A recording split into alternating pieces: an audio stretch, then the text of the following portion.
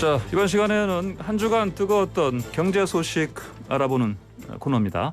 한국경제TV의 송민아 기자 나와 있습니다. 안녕하십니까? 네, 안녕하세요. 네. 자, 먼저 지금 뭐 전세난 월세난 계속 들리고 있는데 네. 집세 상승폭이 또 크다고 저번에 전해주셨지 않습니까? 네네. 자, 그러면 그때는 서울과 수도권 집중적으로 짚어봤는데, 근데 지금 수도권 서울만이 아니고 지금 전국의 집값 상승폭이 또 뭐 10년 만에 최고치라고요? 네, 거의 10년 만에 이제 최고치를 기록했는데요. 예, 예. 이게 뭐 올해 전국 아파트 매매가와 또 이 전세값이 지역에 관계없이 모두 좀 큰 폭의 예. 상승폭을 기록하는 것으로 나타났습니다. 네. 최근에 이 세종시가 올 들어 11월까지 43.64%나 올랐습니다. 이는 뭐 10억 원짜리 아파트가 있다면 44%요. 4억 원이 예. 넘게 오른 셈인데요. 저도 여기 살다가 왔었는데. 아, 그러세요?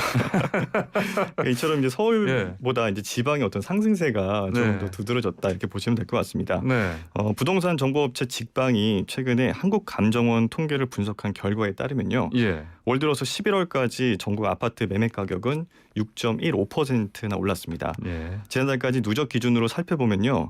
2011년 8.02%를 기록한 이후에 9년 만에 가장 큰 폭의 상승세였고요. 예. 특히 이 행정수도 이전 이슈가 있었던 이 세종시의 경우는 아까 전에 말씀드렸던 대로 43.64%가 오르면서 아파트 값이 17개 시도 가운데서 가장 많이 올랐고요. 예. 또 대전이 16.01%, 경기가 11.1%로 그 뒤를 이었습니다. 네네. 이에 비해서 이제 정부 규제가 조금 집중됐던 서울은 2.72% 오르는데 그쳤습니다. 세종시가 뭐 이 평균 상승폭을 거의 이끌었네요, 보니까. 네, 보면. 그렇습니다. 예, 네. 예. 자, 그러면 방금 말씀하신 것처럼 일단 퍼센테이지로 봐서는 서울이 2.72%니까 뭐 제일 낮네요. 네, 퍼센테이지로만 봤을 때는 좀 그렇게 보일 수도 있는데요. 예. 네, 특히 여기서 좀 저희가 좀 집중해서 좀 볼 수 있는 부분이 예. 이제 전세 시장은 과연 네. 그러면 얼마나 올랐을 것인가 이 부분인데요. 예. 전국적으로도 이제 그 전세값의 어떤 그 오름세가 좀 심상치가 않습니다. 예. 네. 전세값이 그렇습니다. 풍선 효과. 그렇습니다. 이 전국적으로 5.72%가 오르면서 예. 2015년도에 6.95%를 기록한 이후에 최대의 상승폭을 좀 기록했고요. 예, 5년 만에요. 맞습니다. 예. 그리고 전세도 세종시가 이 증가폭이 가장 컸습니다. 아, 집값만이 아니고 전세도 네. 굉장히 많이 올랐군요. 그 집값 상승세는 43.64%였는데 네. 전세값은 49.34%가 상승을 했고요. 50%네요, 거의. 거의 50% 육박했습니다. 예, 예. 네. 예. 그리고 울산 같은 경우는 12.97%, 예. 대전은 12.18% 순이었습니다.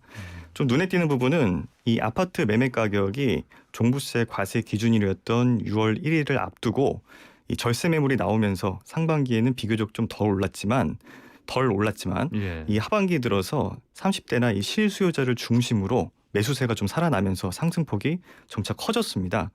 이 전세값의 경우에는 전월세 상한제가 좀 본격적으로 시행됐던 예. 8월 그 이후부터 네. 좀 이 상승세가 좀 가파라졌거든요.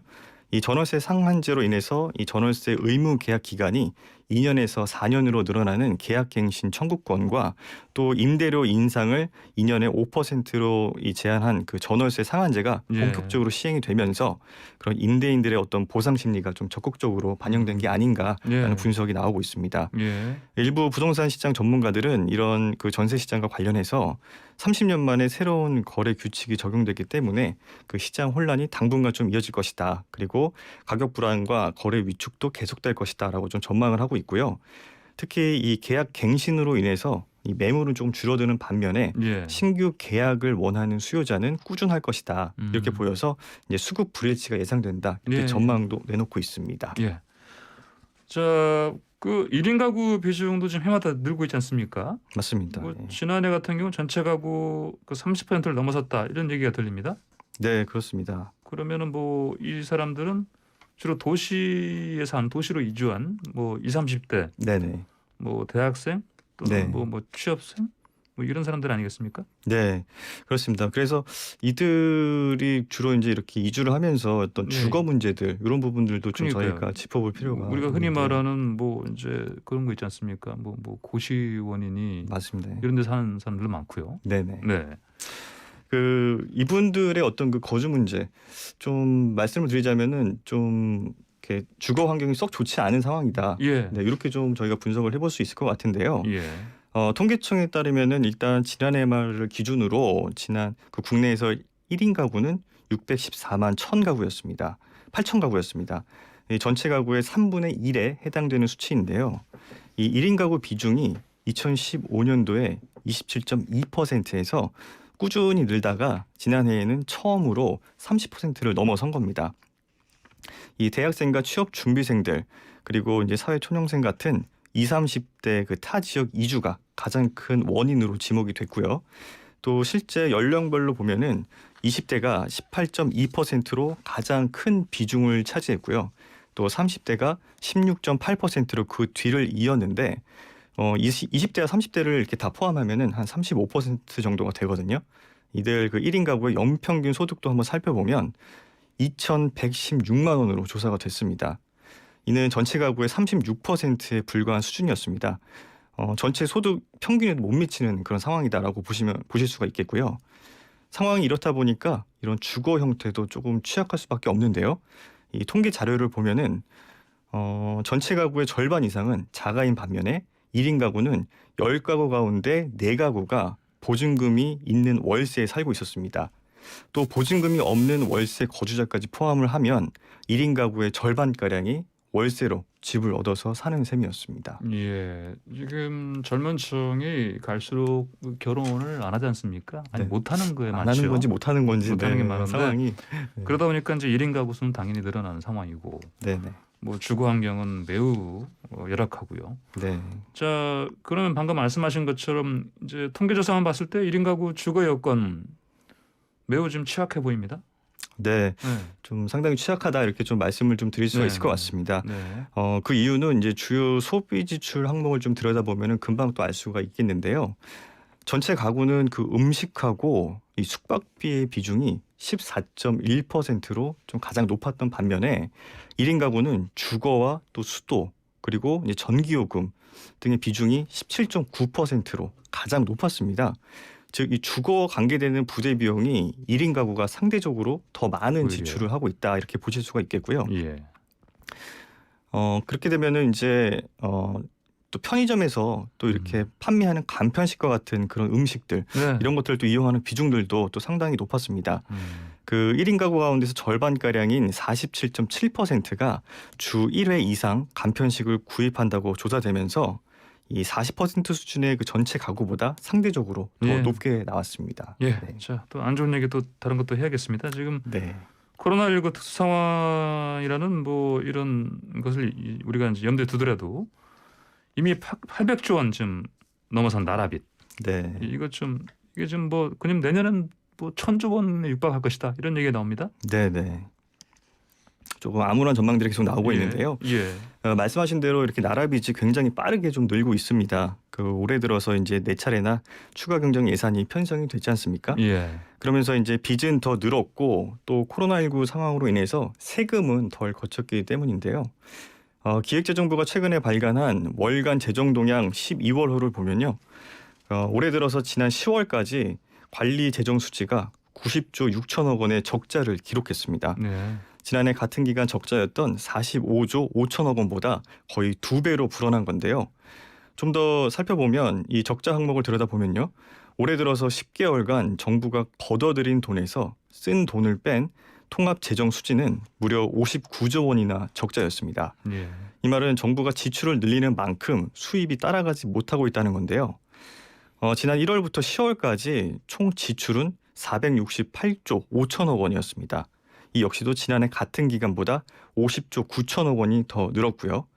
지난 10월에는 4차 추경 사업을 집행하면서 33조 7천억 원을 썼는데 지난해보다 지출이 2조 1천억 원 더 많았습니다. 그러면은 네. 이렇게 지출이 늘어나는데 정부 입장에서는 그러면 이걸 메우려면 국세를 더 걷어들이는 수밖에 없지 않습니까? 아무래도 뭐 방법은 그거밖에 없겠다 예. 이렇게 좀 볼 수 있겠는데요. 이 정부 차원에서는 이렇게 늘어나는 지출을 메우려고 이제 어떻게 보면 국세를 좀 늘리는 방법밖에 없지 않겠습니까?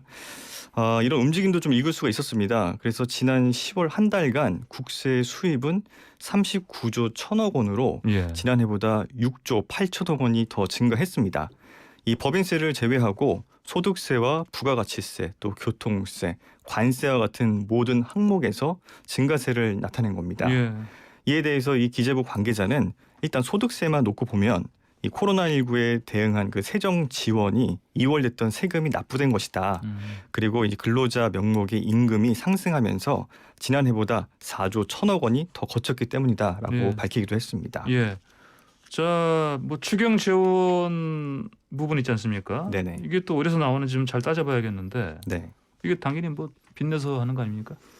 네, 그렇습니다. 이 추경 재원을 조금 빚으로 이렇게 마련한 탓에 국가 채무는 예. 대폭 불어나게 된 겁니다. 지난 10월 말을 기준으로 중앙정부 채무는 812조 9천억 원을 기록했습니다. 거의 813조 원에 육박했는데요. 예. 한 달 만에 12조 6천억 원이 더 늘어난 수치였습니다. 지난해 그 10월과 비교하면 1년 만에 무려 113조 9천억 원이 증가한 셈이기도 합니다. 이미 중앙정부 채무는 지난 9월에 사상 처음으로 이 800조 원을 넘어섰습니다. 예.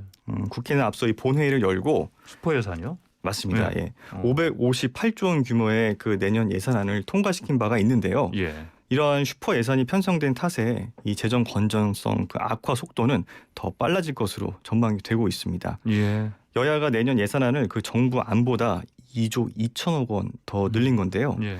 이 국회 승인을 받은 예산이 정부가 제시한 안보다 더 많았던 적은 지난 2010년 또 예산 이후에 11년 만입니다. 예. 문제는 예산이 이렇게 늘어난 만큼 나라빚도 더 쌓인다는 점이겠죠. 내년 국가 채무가 거의 1,000조 원에 육박하는 956조 원에 이를 것이다라고 정부는 추산했습니다. 예, 알겠습니다. 자, 다른 소식 하나 알아보겠습니다. 네. 자, 공인인증서 이게 지금 폐지 날짜가 오늘부터죠? 네, 맞습니다. 예. 그러면은 이제 여러 가지 불편들이 있었는데 우리 겪고 온 것들이 뭐 인증 절차가 좀 복잡하잖아요. 뭐 맞습니다. PC에서만 할 때. 네.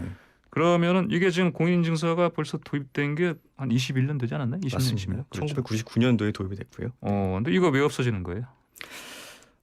이제 좀 재밌는 이유가 있었는데요. 네, 그 몇 년 전에 이제 중국인들이 우리나라의 그 사이트에서 전자결제로 이제 물건을 좀 예. 사려고 했던 게 있었는데 그때 이제 공인인증서에 막히면서 예. 이 공인인증 폐지 논의가 좀 급물살을 타게 된 게 좀 계기였다. 예, 쇼핑으로 네. 쇼핑하는 중국인들이 네. 결제가 힘들어지니까 공인인증서 때문에. 네네. 네. 그래서 2014년도 3월에 예. 중국에서 좀 큰 인기를 끌었던 우리나라 드라마가 있습니다. 예. 별에서 온 그대라는 드라마인데요. 전지현 씨 나오는 거요? 네, 맞습니다. 네. 거기서 이제 전지현 씨가 입은 의상을 중국인들이 구매를 하려다가 공인인증서에 막힌 겁니다. 네. 바로 이 천송이 코트가 계기가 됐다라고 볼 수가 있겠는데 이게 왜 막혔냐면 그 공인인증서는 써보셨으면 아실 겁니다. 이게 예. 현행법상 이 30만 원 이상의 그 전자 상거래를 하려면 공인인증서를 의무적으로 써야만 합니다. 예. 그런데 이 외국인은 국내에서 그 외국인 등록증이나 여권을 은행에 제출하거나 또는 해외에서 세계 17개 해외 제공간에. 한국 제외공간에 예. 직접 신청을 해야만 발급을 받을 수가 있습니다. 상당히 번거로운 일이죠. 예. 또 공인인증서는 이 액티브엑스라는 보안 기술로 만들어진 프로그램입니다. 그래서 이 액티브엑스라는 게 이 전자상거래하고 이 인터넷 뱅킹 등을 이용할 때 본인 인증이나 이런 결제를 지원하는 그런 기술입니다. 예.